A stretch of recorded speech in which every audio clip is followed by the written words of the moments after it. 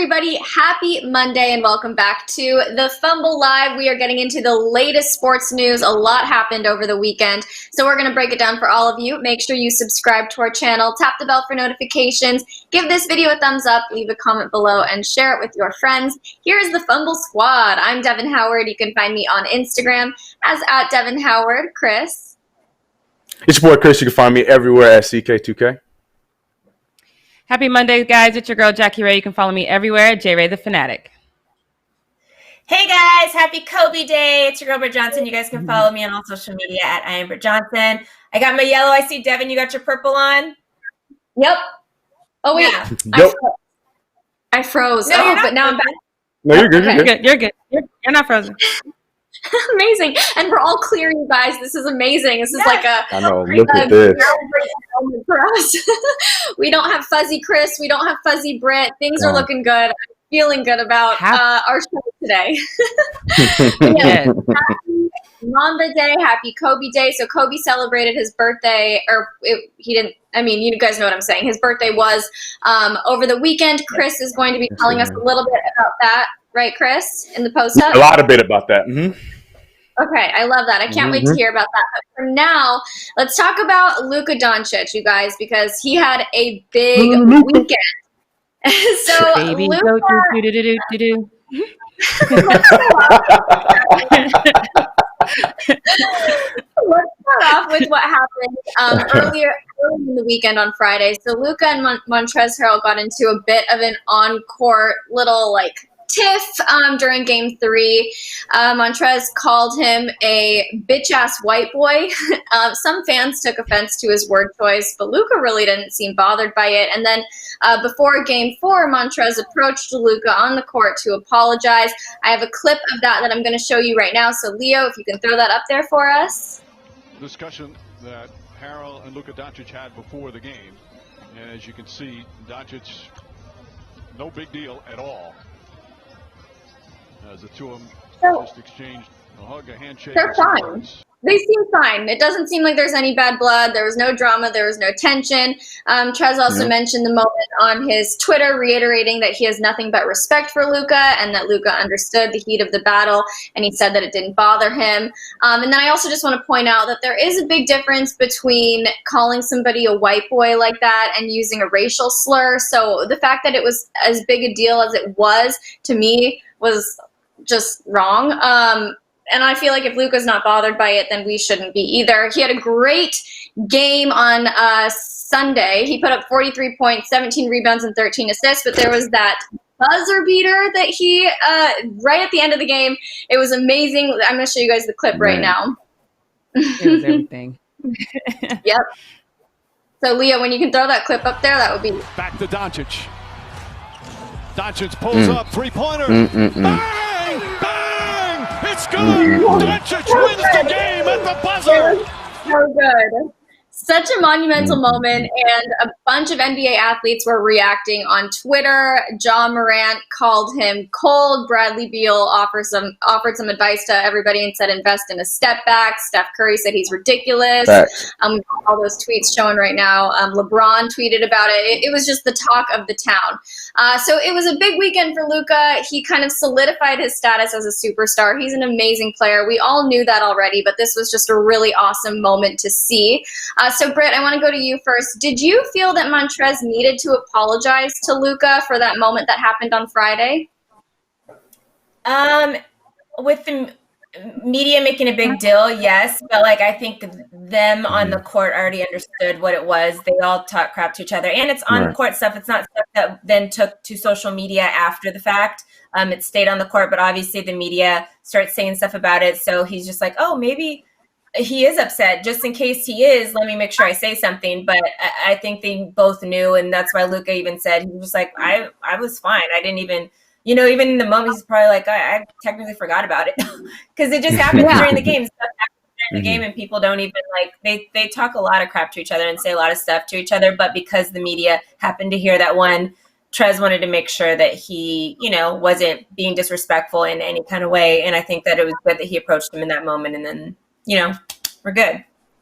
Yeah, I think you're right. I think that because people were talking about it and people did find it offensive for whatever reason. I think that it shows it's a good look for Trez to say something about it, but ultimately I don't think it really needed to happen because, yeah, that kind of trash talking happens on the court all the time. Jackie, I want to go to you because I saw you posting about this on Instagram. What was your reaction to Luka's performance during the game, and especially that buzzer beater? You didn't see? I put it on my Instagram, baby. Go do do do do do do. That's the new song for Luka. That is my new. Look. People keep asking me. Chris has asked me a few times. All of my friends have asked me. You know, when LeBron retires, like, who are you gonna follow? I've always said I don't know. You know, I'll probably just wait for Bronny. Well, first of all, Luka sealed it for me. The buzzer beater was just flawless to me because it was the crossover and the awareness of the time and knowing that, you know, I'm gonna either be a hero or a villain in this moment and not giving a damn and shooting it anyway. He earned my respect, but he earned my respect before that when Trez flopped and he looked him dead in his face and said, "Stop flopping." And then he got up and Luka wanted all the smoke. Like, he didn't back down. It was like eye to eye. Like, if you want some, come get some. I was like, nope, Luka's it. When Bron retires, get me a Luka jersey. Not before then. But when he retires, Luka's going to be my guy. And it's a great moment, not only for him, but for the team. You know what I mean? Because the team they were at one point down by like 21 points. And, you know, I understand that that's not like a huge deficit when you're talking about like superstars, but the team as a whole is kind of young. And Luka's really kind of stepping into his role as a leader. It was just a huge moment for him and the team. I lost my voice screaming about it. It was fantastic. Yeah, it really was. Very exciting. Now, Chris, I want to hear your thoughts on Montrez's comments. We're obviously in a sensitive time right now, but do you think that the backlash was deserved at all, or do you think that people were just making too big a deal out of it? Yeah, no, definitely people were just, not even people, it was media. Media was the one that set the table, and I think they were the one that were making the biggest deal of the whole entire thing. I'm 100% with Britt. Like, I don't think there would have needed to be an apology before that game if it didn't blow up the way it blew up, because as we heard from Luka's mouth, he didn't take it to heart. He took it as, you know, in the court trash talk, because we know that's Trez. Trez is a loud dude, and he's a guy that's going to get in your head, and he did just that. So, it was blown up the way it was blown up, and I respect Trez for doing it. Don't think he had to, but I understood why he did it, and I respect him for that, and I respect Luka too for, you know, going through that and not even giving a damn and taking it like he's been in the league. It's only his second year, and he's taking it like a vet, which is cool. So I think it was just a whole thing that was just blown out of proportion for sure. Yeah. Do you think if Luka had said, now even though I'm baby goat right now, but if Luka had said, the black boy, do you think that would have gone over the same? And I think that is the reason why the media kind of lost it, because if it had been reversed, it would have been another thing. But I think the difference is, and for those of y'all in the chat, I see some of y'all saying it, the difference is boy has a different connotation for black people than it does. So that if you would just call him a little black boy, that's a whole different connotation. We can get into that. If y'all want to know the history of that, go ahead and venture over to my Instagram. I will let you know. But it's still different. And I get not having that understanding, but sometimes stuff is just different. You know what I mean? Yeah. Well, I think to say black boy is also different because black people have been systematically oppressed for centuries. Right. White people have not. So it's just a completely different experience. Yeah. Right. So that's why it doesn't even, for me, it's like, you guys are just being ridiculous. The people who are making a fuss out of this. Trying to flip that. Let's move on, you guys. This second news story. So Al Horford's sister Anna is back at it again. She's got some more criticism. She's posting on Twitter. So the Sixers' time in the bubble came to a disappointing end after they were swept by the Celtics. They lost Game 4 on Sunday afternoon. So then she took to her Twitter to comment. What was that, Devin? They were swept. Yeah, say it again. Say it again, please. No, go ahead. Say it again. We should have made a bet. We should have made a bet. I'm glad you would have been having to do something else again. Me and Jackie, y'all, if you guys are just tuning into this, me and Jackie from the beginning said the Sixers were going to get swept, and then Chris was hating on us at the beginning, and then he tried to come No. You guys hated on me.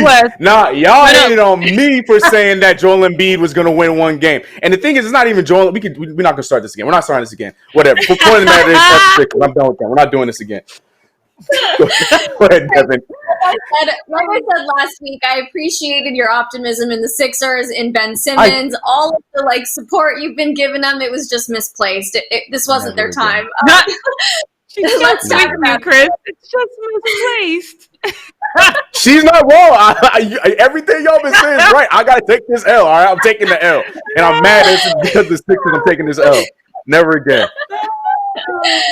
All right, you guys. So let's just talk really quickly about all the things that Anna was tweeting. She kind of like dragged Joel just a little bit. So she tweeted, "Al plays so much better when Embiid is sitting." She quickly added, "Embiid is amazing. He and Al just don't play well together." And then she also posted again, "And he's never played with a center like Joel before." She also retweeted this tweet that threw some shade at the team. It said, quote, "Weird that the Sixers offense is more efficient and successful when they get Al the ball and let him go to work." So she obviously has some strong opinions about the Sixers, about her brother's role on the team. And I think there are a lot of strong opinions just in general about the team and how they haven't been living up to expectations. They haven't been able to find that rhythm and groove and chemistry. So Chris, I want to ask you, do you feel that Anna is right here? Oh my gosh. Yeah, I do. But the thing is, she's right with what they have to deal with, though. Like, I hated the signing from the jump. I never liked the Al Horford signing. I get what they're trying to do, take him away from Boston. Hopefully, he ends up helping them out. But the signing from the beginning just made absolutely no sense. So for them to even be talking about Embiid having to play with Al Horford, like, she's right. Obviously, they don't play well together because they play the same damn position. So yes, he's not going to play well next to Al Horford, and yes, Al Horford is not going to play the same next to Joel Embiid. That's just the way that works. So yes, I do agree with it, and she's not wrong, which is why the 76ers just need to just blow it all up and just, I don't know. I'm so sick of that organization already. I'm so done with them. Well, that leads me to my next question then. Britt, what do you think is the biggest issue with the team? Right. I don't want to Elton brand it. I don't want to. Obviously, I said it last week. Coaches, Brett Brown's going to be fired. I'm surprised he hasn't been fired at this moment, but he's probably going to be fired in the next 48 hours. I don't know if Elton Brand's going to get fired too as the GM. I don't know if that's going to happen. But it's just crazy because the Sixers, to Chris's point, the Sixers did blow up. And then this was from their blow up. This was their rebuild team. And it still didn't go as planned. So I don't know what they're going to have to do because this was supposed to be their blow up or their rebuild from their blow up from years ago, and which is why they had top 3 picks for like 4 or 5 years straight. And then this was supposed to be their new team that they were creating. That I was, to Chris's point, I was a really big fan of what the Sixers were going to be. I was like, you guys mark my words, Sixers are going to be like top team in the East in a couple of years. I said it for like years and years on the Fumble. And then here we are again, and it's just so frustrating. And I don't know. And obviously, a lot of those pieces they've traded and got rid of, like Jahlil Okafor and Markelle Fultz and stuff. And Markelle's doing a lot better now on his new team, So it's like it's weird because it's not like these guys didn't develop into players. They just didn't do it with the Sixers. So I don't know what's going on with the Sixers. I don't know if it's just in general their training staff, their whatever. But it's almost at a Knicks level, like it's getting that worse. Bad. They just have talented players. Yeah, they've had all the talent, actually. They've done a great job drafting people. They just don't connect all the dots. They need to get Mark Jackson in there. It's very... Anybody. I would co-sign on that, yeah.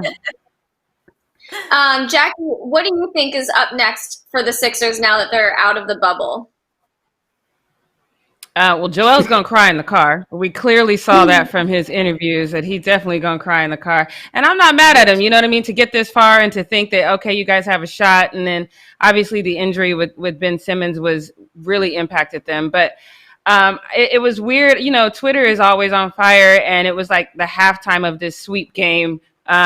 People were talking about, Joel's going to be traded. And I think they're in a rebuild now, unfortunately, and I think that sucks. I don't know what comes from all of this for them. Like Britt said, I'm definitely going with the coach has to go because that's the easiest. Because number one, you got two guys that play the same position and you're trying to get them to work together. Who does that? You know what I mean? It's not like, if you're not going to have like one of them be like LeBron where they can just move around and play all the positions on the court, what the hell are you doing? It doesn't make a lot of sense to me. So obviously that's the easy one. And then you just start over.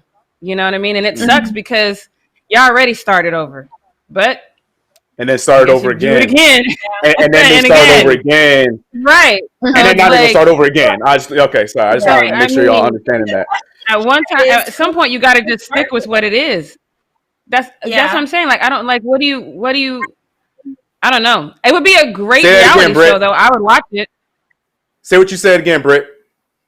The question is, who do you start over with? At this point, I think moving forward, they need to figure out, is this going to be a Joel Embiid ran team or is this going to be a Ben Simmons ran team? And that is really after firing Brett Brown. I think that's going to be the first coach's job coming in. He's going to have to just pick one or the other. He's going to have to decide who they're rolling with. And really?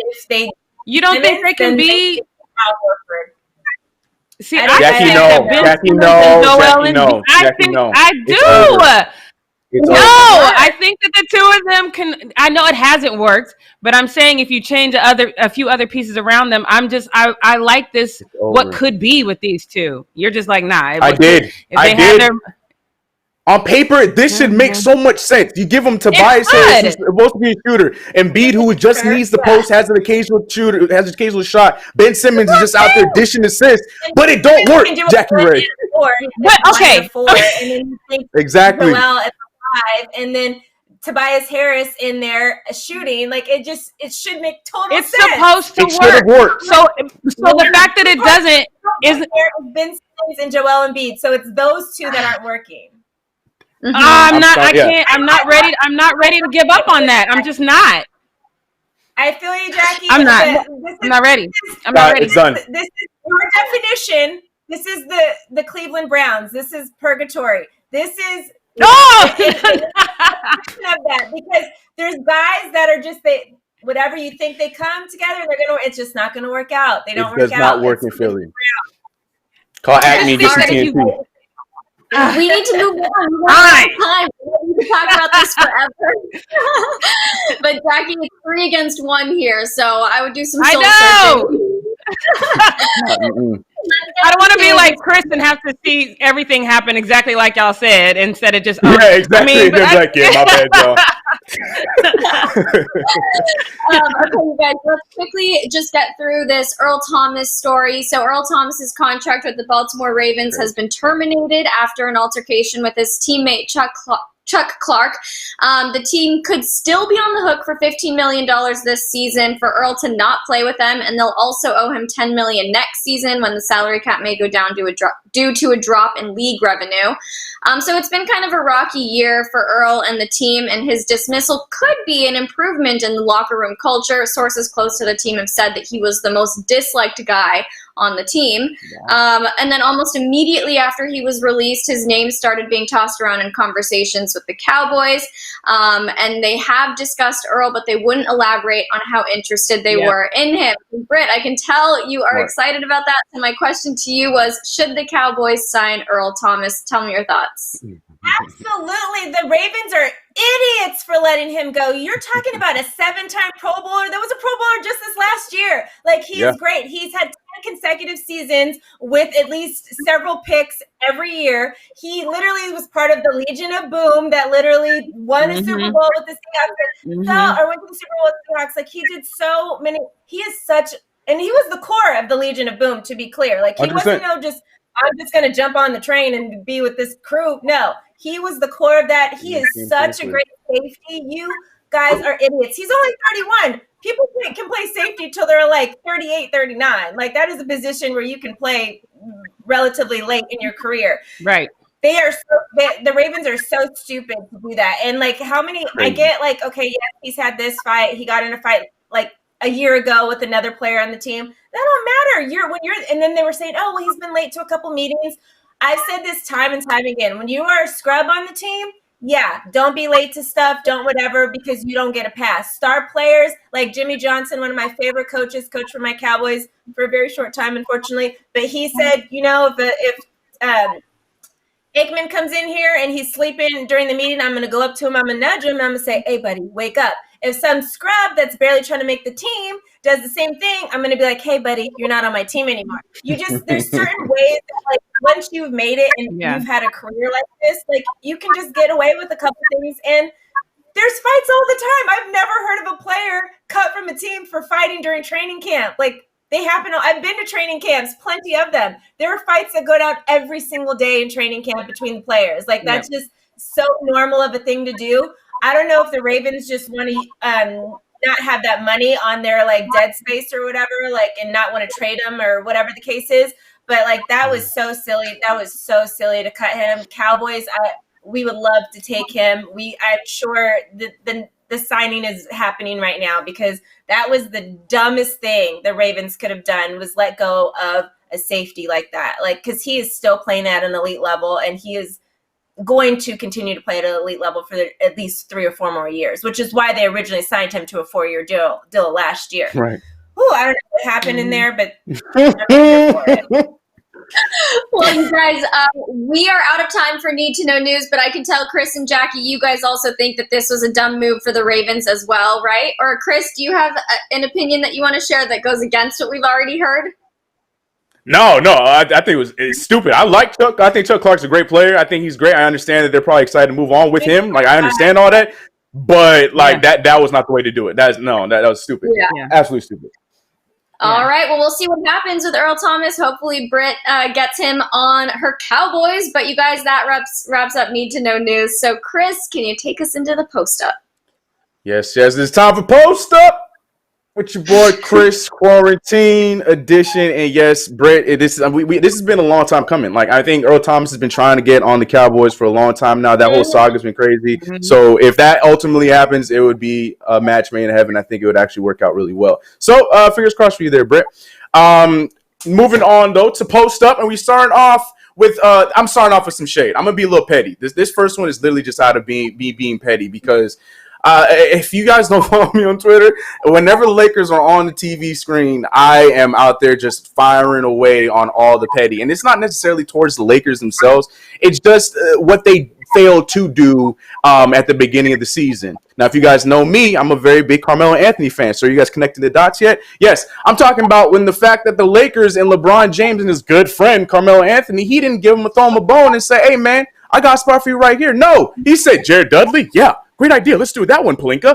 So on that note, I'm a little upset about all of that, and I'm gonna never live it down until this season is over. That being said, LeBron James LeBron had a great game. I'm not gonna take away anything from LeBron James. There's no shade to his game itself. LeBron played well. He did his thing. But in that same breath, Carmelo Anthony came out and put the Trailblazers on his back a little bit in that third quarter, bringing them back into that game. Going into the fourth quarter, because Melo was out there saying, you know what, y'all remember when I was playing for Denver and New York? Yeah, I used to do things like this, mid-range. LeBron James shook a little bit. I was loving it. I was all here for it. So much so that LeBron was loving it too, that he was there singing his boys' praises, talking about, oh man, he's the mid-range assassin, and all these kind of things. Matter of fact, I'm not going to sit here and paraphrase it. LeBron, you want to talk about your boy Carmelo real quick? After, not being with the team and things of that nature, I said Portland giving him the opportunity. He's made the most of it. Tonight, he's a mid-range assassin as well, and he showed that in that third quarter. Exceptional game for him, and like I said, it's just very humbling and something that we would talk about long after our careers. Just the battles, not only as opponents as you see tonight, but also as teammates as you've seen in All-Star games. All-Star games and USA, and that one time when I decided to go with Jared Dudley instead of you on the Lakers when we could have won a championship together. That's a story that we could talk about, but we won't talk about. LeBron James, I love you, man. But I have to point this one out because I hated it so much and it irritates me. So Jackie Ray, please fight me on this one. Do you disagree with me? Do you think like LeBron didn't have anything to do with this? No. Come on. You got to admit, we have not seen Jared Dudley on the court one time. And he is the guy that got the spot over Carmelo Anthony, his good friend that he just showered him with tons of praises. This one is just for me right now. So disagree with me. Or are you on the same side with me? Or do you understand what I'm trying to get at with LeBron James here? I understand what you're trying to get at. I'm not a Jared Dudley fan. So I didn't understand how that whole thing went down. I always thought that I was going to see Melo and LeBron on the same team. So when it didn't happen, I was like, especially because, we saw that video of them going out to dinner. You know, they were doing a double date and all that. So I was like, okay, I kind of just stopped thinking about it because I was like, this is what it's going to be. And then when it wasn't, I didn't have a good explanation as to why. So I'm going to give you this one. I don't give you many. So enjoy. I'm giving you this one. You're right on this one. Irritated. This whole series, just I'm loving it. It's exciting. You know, I hope the and Melo is playing him well. He's playing him so well. He's playing him very, very well. I can't even. That was my argument. I'm like, people talking about Carmelo's washed. Oh, he get the. Imagine Carmelo and LeBron James in the same practice facility every single damn day, and you trying to tell me that? I'm done with it. That's it. That's all I'm gonna say on this, man. I just had to put that out there because it was really irritating the hell out of me. It's been irritating the hell out of me. So LeBron James saying all those things, I was like, yeah, where was that at the beginning of the season? But anyways, I digress. We go back to the post-up fun moments because that was the end of that. And funny enough, let's start with LeBron James because LeBron James was getting clowned. He's been getting, I'm not going to say just all weekend. He's been getting clowned with his hair ever since he decided to throw away the headband, which to me, I still to this day, I can't stand because I missed the headband LeBron James. But ever since the headband went away, a lot of the imperfections in your hair was starting to show, Mr. LeBron James. Now, even though you can get the hairline looking great, it's just everything on top wasn't looking so good, my guy. So much so that a picture was posted online that you thought was pretty funny too, LeBron James. It was this picture right here that you posted to your IG story. Yeah. I hate people. I hate them all. That thing looked like a whole. Oh my goodness! And right next to it, you can see the bald. That's go bald. Jackie, I'm agreeing. I don't understand. I'm in the camp. But I'm glad LeBron James has a sense of humor because he saw this. He's like, ha ha. And as you see in the post on IG, he put one of the funniest ones I've seen yet. But LeBron had to have a little bit of a comeback. He said, hated when my Reese's Cup would do that. But guess what? But guess what? I still kept it and ate it. So shrug. And then licked it off the wrapper. Or is that just me? Am I the only one who does that? Well, I don't. That part has to be eaten as well. You can't just like leave it. Yeah, I'm not just gonna leave it and throw it away. Yeah. But is that a confirmation that he will not go bald because he's like, well, yes. I still kept it and I ate it. So he's like confirming that even though the rest of the hair is not there and then there's hair there, I'm gonna keep the hair that's there because I still like that. I actually text I have a friend who started his hairline started receding junior year in high school. So I get that when you're that young, it's kind of like, damn, like what's my life gonna look like? But now you're not in high school anymore, and it's like Steven, it's like way back here, and he refuses to let it go. And I'm like, why? Why don't you just let it go? Why don't you shave it bald? Your head's not shaved. He's like, he said. And I have no dog in this race because I'm not losing my hair, thankfully, and I'm not a man. But he said that there's no man who will willingly shave, like if they have one strand of hair left. He says that's why you see guys that be completely bald and then they have that one rat tail in the back or whatever. He says because men do not want to not have hair. He says so if a man has one piece of hair on his head, he's going to wash and condition it and he's going to hope that grows. And I'm like, he says unless he gets like a woman who just gets really mad one day and shaves it off. So he says Savannah is going to have to like really one day in LeBron's sleep just be like, meow. He said it's up to her. And if she don't do it, he's not going to do it. It's like, what? There's very effective hair regrowth treatments that you can do. It's like called this in the front. He just needs to get the treatment in the back now. Do it in the back. He probably smells like it, so it doesn't work. You know what I mean? You know how babies be bald in one spot in the back of their head because they sleep like that? That's how LeBron probably is. LeBron probably sleeps on his back, and so that spot just keeps getting bald like a baby. I even tweeted last season. That too. I even tweeted last season because it was the first time in forever LeBron James wasn't in the playoffs. So I was like, look, this is your chance, my guy. You have all the money to get the hair done and no one sees you. It's going to happen undercover. And all of a sudden you just come with a brand new fresh hairline coming into the next season. But he didn't listen. So I don't know what LeBron's doing. You do it too. That's true. I've literally seen videos. I thought he was growing it so then he could then glue it in the spot. Put it on the head. Yes. That's not even a joke.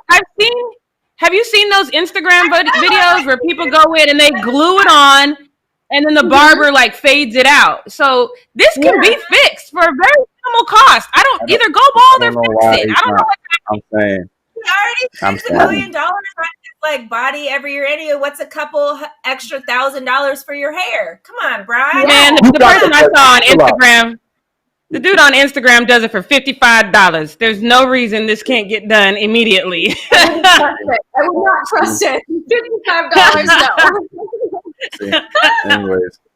Well, going on from one of Jackie's favorite players to her other favorite player, Luka Doncic. Now, we did talk about the game-winning shot. It was crazy. It was great. You know, the Luka step, you got to be careful with it because he did it 2 times before that shot that ended up winning him the game. But we saw it everywhere. We saw the highlight earlier in the show. You saw it all over Twitter. Poor Britt probably saw it in her nightmare. She's like, God, get it out of my head. But you know what we didn't see? We didn't see what happened in the timeout before the shot went up. Luka Doncic and Mavs were in timeout, and they're down in the game, and they're about to have the last shot of the game. And this is Luka. Like, Carlisle's over there. Look, he's writing, erasing the mark. He's talking to his players. Luka's like, you know I'm about to take this last shot. Like, I'm not listening to nothing you guys say. Rick, give me the ball, and everybody move out the way. Because he's over there flipping the bottle. He's not good at it. He missed quite a few times. But this is literally what happened right before the play. They broke the timeout, went right into the play, and then the jumper that you guys have all seen, that's what happened next. So, look, to me, that adds to the Don Luka. Yeah, that's the saga to me right there, because that's pretty epic. Yeah, he's channeling LeBron right there. That was LeBron James. LeBron James doing the bottle flip. I was just gonna say, Britt, I've seen this before. He did it on Madison Square Garden floor, and it hurt my feelings then. And just seeing this again, I got flashbacks. I'm like, it's cool, I guess. Yeah, so I feel you. He decided to have Reggie Jackson on Luka in that moment too. Great coaching. Yeah. Doc. See, that's the thing. That's not his fault. That's Kawhi's fault. He switched. Why are you switching, Kawhi Leonard? Why did you switch? That's another conversation for another day. Kawhi, he's gonna switch because he put Reggie into that situation. Anyways, yeah. So we're done talking about Britt. We won't talk about it in the show. All right, we're done with it. We're over it. All right, no more. So like Devin had mentioned earlier on the show, yesterday was Kobe Bryant's birthday, and celebrations were going on within the NBA from fans, players, teammates, everybody. But what was cool is that we were seeing a bunch of different tributes and honors from athletes all around the world, not even just from the basketball world. We saw some in baseball, and then also we definitely saw in WNBA, which is still basketball, but still. So I wanted to shout out some of the ones that were going on in MLB because we saw, look at Bryce got he had the Laker jersey on ready to go because he probably got when the jersey first came out, because for those who may not know, the jerseys went back on sale today, and after 5 minutes they were already sold out. But yeah, Bryce Harper had the jersey on deck. He wore it underneath his jersey before his game, but on top of that, he had himself some Kobe cleats. Now look at these things right here for those who may not know. I think it was the 6s, the 5s, the 6s. Oh my goodness, another secret in the chat, please let me know. But Kobe had this colorway on the 5s. I'm not sure though. I think they're the 5s. I think it was the 5s, yeah. So he had those exact same colorways. So I thought it was cool seeing them translated into cleats. I think it worked out. It's pretty dope. So yeah, Bryce Harper went all in. But the LA Dodgers themselves, it's crazy how we're talking about a player for the Phillies. Kobe's from Philly. And then now we're talking about the LA Dodgers, where he pretty much is, the son of LA. The LA Dodgers, who paid a dope tribute for him and Gianna before their game. Everyone wearing Laker jerseys, some wearing their own jerseys, some others getting them from the Lakers team themselves. So that was a pretty cool moment. So, it was really dope to see the tributes and the love still being spread around, whether it's basketball or not. But sticking to basketball, going to the WNBA, they did a great job paying tribute to Kobe as well. Now, we know that Kobe has been a huge advocate for the WNBA. He was going to damn near all the games that he can get the chance to go to. So for that, the WNBA had his jersey hung up on the sidelines. They put 8 and 24 on the court, a lot like the Lakers have done on their court this entire season. But Diana Taurasi, as you can see right here, went the extra mile. She's really good friends with Kobe. She went the extra mile, and she didn't only just wear number 8 on the jersey, she had his name on the jersey. So and that's a big move. And she even talked about how scary of a moment that is to do something like that, because then you don't want to do that and then flop and then it just doesn't come out good, and it looks like a bad tribute because you didn't really honor his legacy. But she did the opposite because she went out there and she exploded for 34 points. Her team beat the Mystics in a very thrilling game where they won by 1.88 to 87. But here was Diana Taurasi talking about the decision to put on the jersey before the game. I was really hesitant to wear the jersey today. I was in my room and I kept looking at it, and when you put his jersey on, you just want to make sure you honor it the right way. Right. And that's how I was thinking about the whole game is, what would Kobe do today? And I know Kobe would have fought his ass off every minute. Facts. This is for him and his family. Ladies and gentlemen, you can also say whatever you want to say about the WNBA if you are one of those that hates on the WNBA or not, and whatever. Diana Taurasi's 38 years old, and she went out there and dominated still. 32 minutes, 34 points. Like, come on now, Diana Taurasi. We talking about GOATs in the NBA. I mean, let me tell you something, man. We're gonna be watching WNBA in 2025, and Diana Taurasi still be out there dropping 40 buckets. So shout out to her for doing that. I feel like it all went through. The mama mentality definitely worked in that moment. So it was a dope tribute from her. And now moving on to Allen Iverson. He had an awesome moment. It was. I'm curious to see what you guys are going to say when I say this, but he dropped a dope piece over on the Players Tribune to Kobe Bryant, talking about as if he was talking to Kobe Bryant. It was a really cool piece, but there was one quote in there that I did want to read. That was pretty cool, even though after we heard him have some opinions on the whole GOAT conversation not too long ago, he had this to say in the piece. He said, "MJ is always number one.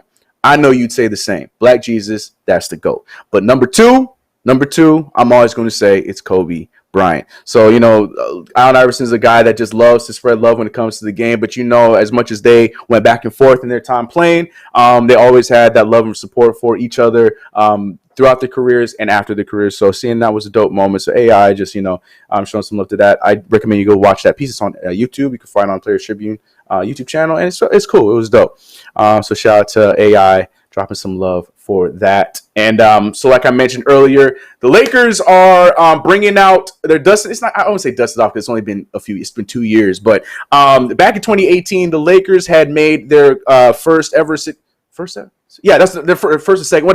second ever City Edition jersey, and it was a Kobe Bryant inspired jersey where if we can get that picture up, it's probably not, but where yes, you can see it has the Black Mamba skin, and it's all Kobe inspired. Kobe went in there with the Laker team, and they made this jersey, signed off, and that was the 2017-2018 City Edition jersey. It was probably one of the favorite Lakers jerseys in the history of Laker jerseys, but unfortunately with City Editions they change every year, so that one was put in the vault. But for today, being that it is 8/24 Kobe Bryant Day, aka Mamba Day, the Lakers will be busting those things out, and this time it is accompanied with the number 2 with the heart on it for his darling Gianna, and they're going to be going out there playing with that tonight in their it's game four against the Blazers tonight, and I think that's a dope moment. I've been saying it, that don't let this be the end of them. Just keep them in the rotation. Like, I don't know, like every Thursday, every Friday, wear those jerseys. Like, that jersey should be in the Lakers. I'm not even a Laker fan,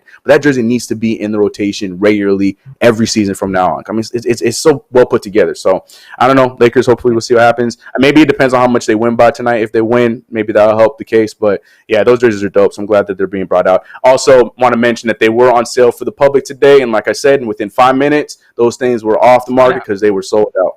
Crazy. I'm surprised they made it 5 minutes, but still crazy. Last but not least, when it comes to the tributes to Kobe Bryant, Drake. We all know Drake is one that loves the sport of basketball, loves showing support to a lot of players, but none more than Kobe Bryant, because this man has the biggest Kobe Bryant shoe sneakers selection I've ever seen in my entire life. He has damn near all the kicks. He has every single one of them, but he has the special editions of everything. Looking, it's crazy. We got a whole 33 seconds of this, and it's like all the shoes that you've seen him wear before. He got them, and it's crazy. All of them. This dude can look at this. It's insane. And now you can't find any Kobe anything anywhere right now. Like, if I just wanted to get some Kobe ones, because that was my favorite Kobe sneakers, his very first ones, those were the ones I had. You can't find those anywhere. And now my man Drake just over here flexing on us with every single damn colorway, it seems like. I want to get confirmed if he does have every colorway, but damn, he got a lot in there. So, all right, Drake, I see you, man. Flex on him, bro. I like him. I'm a little bit jealous, but yeah. And last but not least, I want to send you guys into what we're not going to do with the laugh, because Friday, one of the funniest moments on Inside the NBA happened, in my opinion.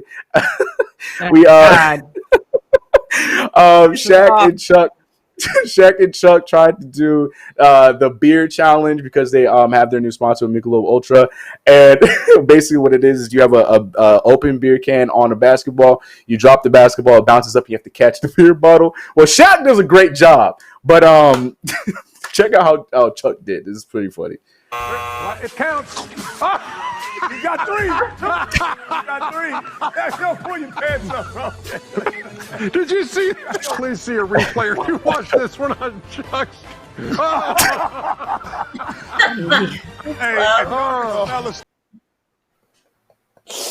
Oh my gosh, it's just like I just want all of the funny songs to go behind that. I want Benny Hill. I want all the songs to go behind it, because it's just a funny moment. He could even have the chance to catch the bottle because he got hit in the face. Oh god! And then it hit the beer hit him in the face. Oh my goodness, hilarious stuff. But anyways, that's it for me here on Post Up today.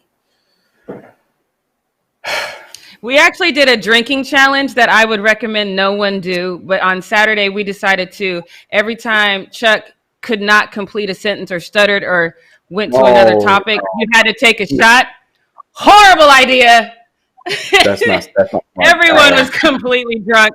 I was like, no, I meant to do it the flip way. Like every sentence he actually completes. We would have taken a lot less shots if we'd have done it that way. So we're going to do it like that next weekend. That way. It was rough. Oh my god! Sounds like a great way to spend the day, Jackie. And on that note, tell us what we not gonna do. Yeah. Okay, I'm gonna speed through this first one because this second one might be a little long. So, if you guys are watching the Houston Rockets OKC game, let me just throw this clip up for you really quick of the last 24 seconds of the game. As you can see, Houston is leading by 2. PJ Tucker has it out of bounds. He throws it in. It's not touched. There's a little tussle, and the ball goes back out of bounds. This is a big deal because right before this play, there was another play that was similar to it where Chris Paul and James Harden got tangled up. Doris, which I feel like every ref should now just default to her because she's calling the game spot on every time. But she said it should be a double foul. 100% correct. They didn't call it that way. And then now you have a similar entanglement and no call is made, and which is a big deal because, I had to put that entanglement in there. But it's a big deal because now OKC ends up getting the ball back. They ended up tying the game and going to overtime, and then they ultimately won. They won 107-119. So the reason why I wanted to play that is because if you follow me on Instagram and Twitter, I'm going on and on about how the refs are like missing blatant calls. Giannis literally jogged down the court the last game that they played, and nobody called traveling. They're not calling moving screens unless you're Dwight Howard. That's the only person that I've seen them call a moving screen on. It's been flat out ridiculous. And this call specifically impacted the game because technically Houston would have won that game. They would be up 3-0 right now. But everyone's like, oh, Houston's crying or whatever. No, they're not. And the NBA did admit they were wrong. They said they ruled that they actually should have called a foul. The foul should have been called on Schroeder, which would have given the Rockets 1 free throw and the ball out of bounds. So if you don't remember, the Houston Rockets also did a line-by-line detailed report in 2018 regarding the Western Conference Finals with Golden State. And they have a long history of saying that the refs show other teams preferential treatment, and this kind of co-signs on it. But here's the problem I have with the NBA saying, hey, you're right, we missed that call, our bad. Because it doesn't matter now, because now they would be up 3-0, but the series is 2-1 now. So to me, is this something you say after the series is over? Because now I'm pissed off because I should have won the game, and you're not going to give me the win, even though that call specifically changed the whole trajectory of that game. Why say this now? So, Chris, that's my question for you. Do you think that what is the purpose of admitting your wrongdoing now when I'm still down 2-1 and we should be 3-0 right now? Jackie Ray, I'm the wrong person to ask because I have hated these post-game referee reports for as long as they announced that they were going to do them because of that reason. And now we're in the playoffs for it. So yeah, everything you say is correct because they can say, "Oh, my bad," but it won't. It's not going to make a difference because the game's already done. Game is lost, and now the series is what the series is.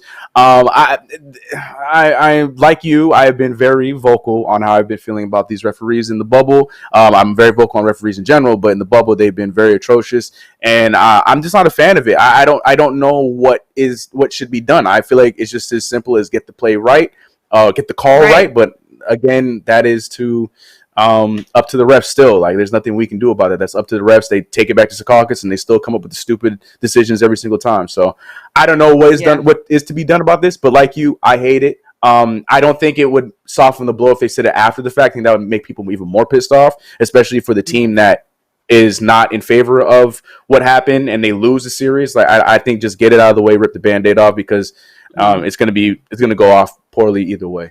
But I hate it. I hate it. Yeah, especially since they spent like 5-10 minutes on looking at the replay and you still got it wrong. I don't understand. But let me move on to this next one, you guys, because I'm gonna need everyone's help. Everyone on the panel is gonna have to help me with this one. So you guys know, for me, LeBron James is the GOAT. That is not in question for me at all. I've always said that, though, if you see GOATs, you've never seen just one GOAT unless a GOAT is lost. You can have more than one GOAT. I think Bill Russell's a GOAT. Magic's a GOAT. Kobe's a GOAT. For me, LeBron is the GOAT, though, so he's the main one. But there is for me personally, you guys know it's because he's he's a better athletic player all around to me than when we're talking about Jordan and the legacy of what he's done off the court. I'm going to directly benefit from that. Kids are going to directly benefit from that. And I think that's a beautiful thing. And I think most of us can respect, regardless of your feelings about LeBron, I think all of us can applaud him and respect him for everything he's doing off the court, especially his desire to use his platform to kind of push forward with social change, regardless of how you feel about him as a player. I think we can all respect that, unless you're one of those people who say, players should just shut up and dribble, unless you believe that, they make so much money that they're not affected by racism in this country. And if you believe all of that, then you probably have a problem with LeBron James. So on that note, let me introduce you to Clay Travis from Outkick. Now, you probably have never heard of Outkick, which is a good thing for you, because unless you're truly a deep-seated racist, you would have no reason to hear of Outkick, and you wouldn't care what Jason Whitlock or Clay has to say. But he said something that I feel like we need to address. So, Leo, if you have a second, can you throw that Clay clip up there for me, please? Since Michael Jordan retired, the NBA has been on a consistent downslope, and LeBron James is destroying it even further because the young players have taken his lead and decided to be woke with all these vapid, not in any way supported by factual data, woke comments. And this is an unmitigated disaster for the NBA. Okay, so we can't show the whole thing because it's long and it gets more and more ridiculous. He goes on to say the players have, by going woke, they have alienated a huge percentage of their audience that love Magic and love Larry. So I'm from Colorado, so I speak fluent racist. So let me just tell you what he's really saying. He's saying that he does not believe that black people are disproportionately incarcerated more so than white people who commit the same crimes. He's saying he does not believe that our neighborhoods are over-policed, that we are 5 times more likely to have a violent interaction with police than, again, our white counterparts. He doesn't believe that the government operates in a way that it funnels money away from black communities, thereby taking jobs away, thereby making our school systems worse and creating food deserts, and that increases crime. He doesn't believe any of that, but that's not actually true. I know that he believes this because I know that he does look at data, because he went on to say that the Michael Jordan documentary is getting more views than the NBA playoffs are right now.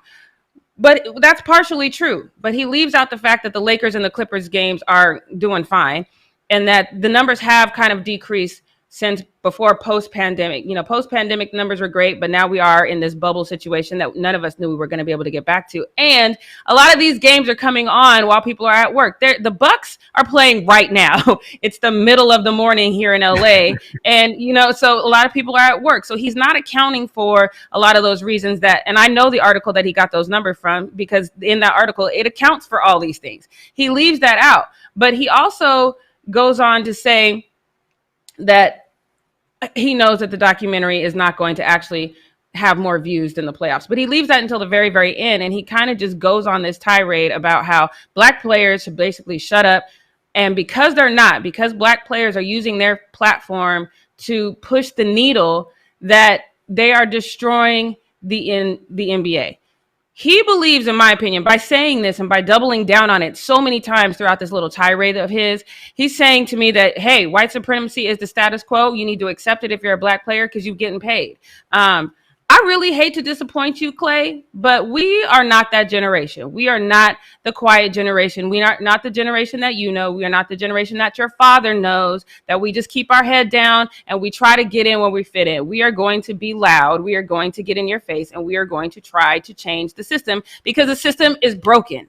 And if we don't use these people who are at the top, who people actually listen to, we will never change the system. So I'm glad that he made this rant, because I, for one, have been saying since day one that I don't think this whole, we have a whole bunch of allies things is actually factual. This show is on because a lot of people agree with what he's saying. And he and Jason Whitlock are just gross to me. I mean, and they kind of represent a mass majority of people that I think we need to kind of expunge from the system. They shouldn't have the same voices because they're pushing an agenda. Now he cloaked it in a lot of like fake data or data that he manipulated to his benefit, but he cloaks it in a way that says, hey, you know what, shut up and dribble. What you're doing is wrong. I personally, I'm not a huge Jeff Gundy fan, but I have to say that Van Gundy, what he said on, I think it was Saturday when Mark Jackson was like, hey, I love to see the names on the jerseys because it's continued to, keep the conversation going. Van Gundy was like, I hate that narrative. I hate people saying, let's keep the conversation going. He said, let's take some action. So I am glad that LeBron is inspiring all these young kids who are coming into the league to take some action. I am here for it. But Britt, what do you think about what Clay had to say about LeBron using his platform to push for social change and not destroying the NBA? I knew Clay's name prior to you even speaking about this because he has said stuff in the past. He was a big critic of when the running back from Oklahoma came out and said that he was like, I'm not going to play if his coach didn't apologize for wearing that shirt. And he said stuff about like LeBron with the whole China stuff and whatever. And he's just always trying to say some stuff. He don't make any sense. Like, yes, it's sad that he's able to have like a whole group of people that follow him and really still believe that kind of like rhetoric and stuff. But like, I think people in the NBA don't care. And I think there's a good portion, enough of NBA fans that don't care because we do still have high numbers. Yes, it has fluctuated a little bit, but not enough to the point where the NBA now has to decide like, maybe we shouldn't do Black Lives Matter. Maybe we shouldn't, whatever, like whatever he's saying, there's no actual hard evidence to what he's actually saying. So just say less, my guy. But it is sad that he has such a following, and I've heard about him before because he continues anytime an athlete wants to have any kind of voice or speak up about anything that actually does affect their personal life, he has some kind of problem with it. Yeah, and he's got, a black counterpart that co-signs on every little racist thought process he has. So it's a troubling thing. But thankfully, when the seeding game started, the views were up 14%. Like I said, they're fluctuating because there's a game on right now, and here we are at work. So that's not unusual. But I just had to put it out there that, we heard you, Clay. We don't care, Clay. But that's all I got to say about that. So, Chris, are you ready to give Miss Britt her intro? Because it is time for Britt's Takes. Britt's Takes. All right, guys, it's time for Britt's Take. Over the weekend, I was floored when I first heard about 77 positive tests happening across the NFL over 11 teams. And I had been talking about last week how I was so excited that the NFL had, kind of maybe found their groove, because I've been watching Hard Knocks, as I know a lot of you guys have. Yes, very boring Hard Knocks, might I add. But yes, I've been watching Hard Knocks. They were talking about, they didn't have a lot of players that tested positive. Last Tuesday, the league announced their weekly report, and they said they had only 10 players that remained on the league's COVID-19 reserve list, which is kind of like the injured reserve, but just for COVID people. And that was league-wide, and we know right now there's 80 guys per camp and on 32 teams. So that is a lot of guys, even in comparison to what we had in the NBA. The NBA actually has a way higher percentage of players that tested positive than the NFL does, according to just how many people are in the NBA compared to how many people that are in the NFL. So there were 77 positive tests that happened over the weekend. And I was nervous. I was like, okay, what does this mean? Are we going to see just a situation like baseball, where they just kind of stop just that team for a little bit and then resume stuff after the fact when everybody tests negative, yada, yada. And we did see that over the weekend. There were several teams that were affected a lot. Vikings had 12, Jets had 10, and the Bears had 9. So all of those teams, and then as well as some of the other teams, just canceled basically their walkthroughs and practices and stuff for the weekend. But then Monday, this morning, came around late last night for some other teams. And apparently all the tests, all of them, all 77 of the tests were false positives. Every last one of them. So no, there were not 77 tests of players that tested positive for COVID-19. And I'm just like, how, with all of these teams, are 77, and they're all different teams. It was, like I said, 12 from the Vikings, 10 from the Jets, like all these different teams that were having all these positive tests. How has that happened? Well, apparently the NFL has one company that they work with that is based in New Jersey, and that one group basically distributes all the tests, but then each team gets the results individually with their team or whatever. So they don't send the test back every day, because we know right now the NFL, they're testing basically every single day for COVID. So, but the people that distribute and make the tests are from this one company in New Jersey, and apparently they said that they had some isolated contamination with the test preparation of making these tests. So all the players basically on Sunday that tested positive in the original thing over the weekend all tested again yesterday, and they all tested negative. So then obviously the NFL did some researching and found out that it's some isolated contamination that happened at the testing center where all of the NFL teams have been getting their testing.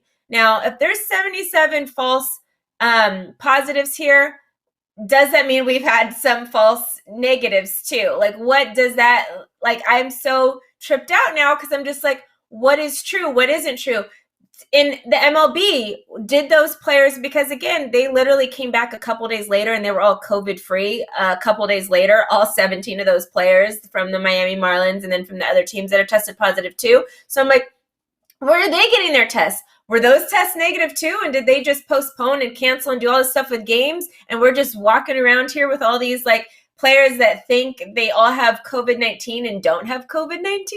Like, I literally am, I mean, I knew there's like, obviously, which is when the Big Ten and the Pac-12 players decided to, come up with their list that they were going to have before their season ended up getting canceled. When they had their list of stuff, of requirements, they said that they wanted to make sure it was a testing place that had less than 1% inaccuracy. So they wanted to be 99% accurate on their results. And I'm wondering, did the NFL not choose to do that? Did they just come up with some bogus place in New Jersey to decide to do all these tests from? And then how many tests were actually positive tests that came up negative? Was there another contamination that's like the reason why all these NFL players have magically not had COVID, even though the only teams that are practicing a bubble are the Dallas Cowboys and the Saints? Like, I don't know what to think of this. And then I go to the NBA, and obviously the NBA's had, they're more than almost any league, they've had more positive tests, obviously prior to getting to the bubble. So NBA players just in life have had so many positive tests, and then the NFL and the other leagues, obviously baseball's been a little bit different because of since they started playing, they've had a lot more players test positive, but I don't understand any of this anymore. I'm like wondering, is the NBA doing too much by having a bubble thing? Because like, were some of these tests positive that the NBA players took, but really not positive? Like, what testing situation can we trust? Like, is this doing a bubble, not doing a bubble? Is it even effective? How can it be if we don't even have tests that are effective? Like, we don't even have tests that can accurately like say if the players are testing positive or not positive for COVID-19. So what is the point of doing any of this? Let's, number one, look at the point of like, maybe we should have tests that are accurate. Like, imagine life with like, oh yeah, I went and got an HIV test yesterday, and so I'm good. I don't have HIV. And then I go do all this stuff. And then, well, actually, you did have HIV. We just got the test wrong. Like, that is how serious this can be. And again, like, obviously, we have situations where this can be life-threatening and stuff to people that have pre-existing conditions. We also have the stuff that Jackie's talked about a lot. Like, we don't know the long-term effects of COVID. So it's just crazy that we're now using these tests as like the end all be all of like, is what we're doing working? Is it not working? But are the tests working? So I actually have a lot of anxiety now just based off of just hearing that across all the teams, 77 players tested positive this weekend. And then actually, in fact, none of those players tested positive. So my question is actually going to be for you, Devin. What are your thoughts? Is it better to be safe than sorry in situations? Is it the false positives instead of the false negatives? Like, how are we supposed to trust this situation now moving forward? Like, the NBA's testing could be wrong. The NFL's clearly has been wrong.